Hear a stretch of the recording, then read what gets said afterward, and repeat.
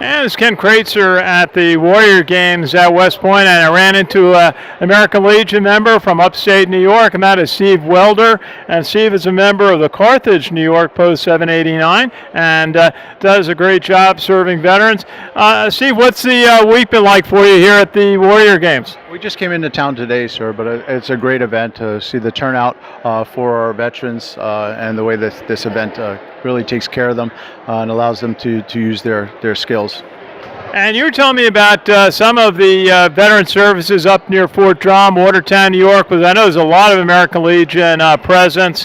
What are some of the areas and ways that veterans can receive support up in northern New York State?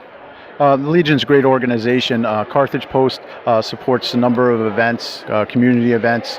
Every weekly, they have some events going on, like a car show up in Alex Bay. They run a recreational shooting program, target shooting, which is air rifles, and that's a great program.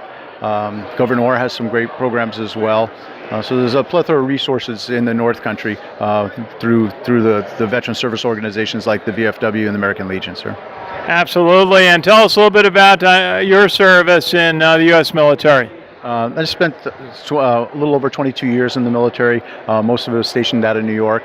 Initially from 1989 through 1994, I was with 1st Battalion, 22nd Infantry with the 10th Mountain Division, deployed to Somalia with them, also Honduras. Then left and went to Central America for a few years. Came back from the Jungle Operations Training Center and spent the time in Syracuse Recruiting Battalion. Signed back into the 10th Mountain Division and did multiple deployments to Afghanistan, as well as went one to Iraq. Retired in 2012 and decided to close that chapter of my life, and had promised a friend that I would get active in the American Legion once I got closer to retirement, and that is what I've done. So again, it's a great post up in Carthage, New York, and legions across the United States do great service. Well, thank you for your service. You've really covered a lot of parts of the world. Somalia is a tough spot, and Iraq and Afghanistan, just go without saying what it's like to serve there. What do you find are the challenges facing veterans leaving the military after their recent service, perhaps Iraq, Afghanistan, or other places in the military? One of the unique challenges that I feel and spending time with some of the younger servicemen and women is a little uncomfortable accessing that behavioral health counseling because of the stigma associated with behavioral health. And so I feel that there's some great organizations out there under the Veterans Health Administration, like the Vet Center program, that can help them navigate through that unique challenge, knowing that it's okay, that you're not less of a man, less of a woman. If you tell somebody that something I've witnessed, something I've took part in, maybe was asked to do, or something that happened to me while I served this great nation is causing them that uncomfortable feeling. It's okay to reach out to somebody and ask for assistance. Absolutely.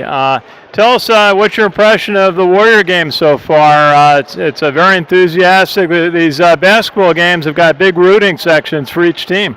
It's pretty intense, and they're powerful men and women in there. Their upper body strength is something that we all should be envious of. Amazing, and it's a very exciting day, and just great to be here and be able to participate and support this event.